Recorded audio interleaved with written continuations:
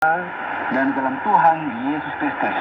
Kasih karunia dan damai sejahtera dari Allah Bapa kita dan dari Tuhan Yesus Kristus menyertai kamu. Saudaraku, Paulus sedang bersama dengan Timotius dan Silvanus yang juga sering disebut Silas. Jadi Silvanus dan Silas itu orang yang sama, supaya nggak bingung ya.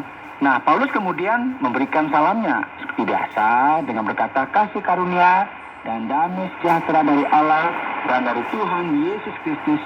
Kemudian berkata, kami wajib selalu mengucap syukur kepada Allah karena kamu saudara-saudara.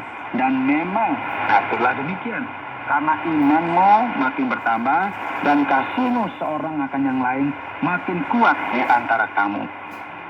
Saudara, Tesalonika merupakan salah satu gereja yang mendapat banyak sekali pujian. Paulus di sini memberikan fokusnya terkait dengan kasih dan iman yang ada di gereja.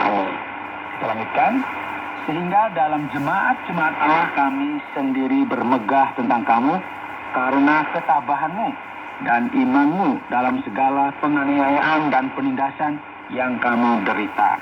Suatu bukti tentang adilnya penghakiman Allah yang menyatakan bahwa kamu layak menjadi warga kerajaan Allah. Kamu yang sekarang menderita karena kerajaan itu.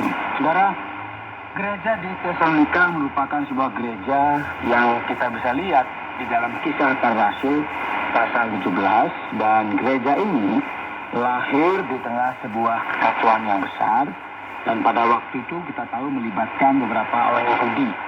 Nah, gereja yang benar-benar merupakan gereja Allah, biasanya gereja tersebut akan mengalami penganiayaan.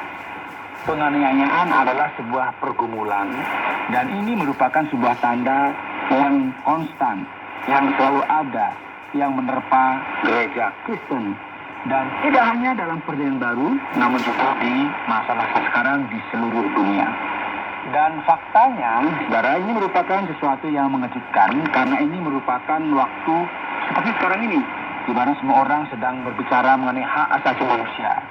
Ada nilai dan hak-hak manusia yang dihargai di seluruh dunia. Nah, kita tahu faktanya di mana semua orang Kristen di seluruh dunia yang haknya tidak lagi dihargai. Kadang-kadang sulit beribadah, kadang-kadang dilarang dan sebagainya. Ada penganiayaan dalam perjanjian baru, dan juga ini terjadi pada masa-masa sekarang. Dan khususnya juga ada beberapa di belahan dunia, di negara-negara tertentu ya, bahwa hak untuk para agama itu sangat sulit. Nah, saudara, Paulus menuliskan surat dengan maksud untuk memberikan penghiburan bagi saudara-saudara yang ada di gereja di Tesalonika yang sedang mengalami penganiayaan. Nah, hal pertama yang penting untuk digarisbawahi bahwa Allah mengerti dengan jelas apa yang terjadi. Tidak ada sesuatu yang terjadi di luar kendali Allah. Amin ya. Dan kita juga harus mengingat, saudara, bahwa Allah juga bekerja bagi gerejanya yang sedang mengalami penganiayaan, pencobaan, dan penderitaan. Peperangan semacam ini kita pahami itu merupakan sesuatu yang perlu juga bagi orang-orang yang berada dalam kerajaan Allah. Mari perhatikan ayat yang kelima, yang menyatakan bahwa kamu layak menjadi warga kerajaan Allah. Kamu yang sekarang menderita karena kerajaan itu. Dan meskipun hari-hari ini juga, saudara, banyak orang berpikir berbeda. Namun dalam perjanjian baru, kita dapat memperhatikan penderitaan itu sepaket dengan keselamatan. Ya, saya paham bahwa apa yang disampaikan ini mungkin tidak menarik atau tidak setuju ya. Namun setiap kita yang ingin hidup dengan benar, menguduskan hidup bagi Allah, pasti akan menghadapi persoalan di tengah-tengah masyarakat yang memang tidak mengenal Allah. Alkitab sekarang akan memberikan cahaya dalam penganiayaan itu. Apa itu?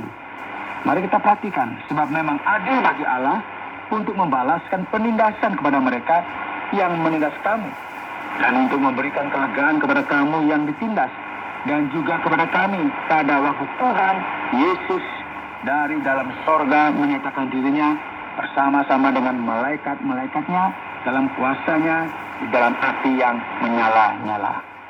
Saudaraku, perhatian yang kita ingin tekankan di sini bahwa ada penganiayaan dan pencobaan Dan itu merupakan kenyataan, realita bagi gereja Tuhan. Kita melihat ketidaklebaran yang menimpa orang Kristen yang mentaati dan mengikuti teladan dan ajaran dari Tuhan Yesus. Sekalipun demikian, saudara harus ingat, Allah itu adil dan Dia tahu dengan jelas segala sesuatu yang terjadi. Bahwa waktunya akan tiba di mana gereja dan orang Kristen akan merasakan kelegaan atas segala penderitaan mereka. Dan setiap orang yang mengakibatkan penderitaan ini akan menerima balasannya. Firman Tuhan berkata bahwa waktunya akan datang di mana keadilan akan berperang dengan ketidakadilan.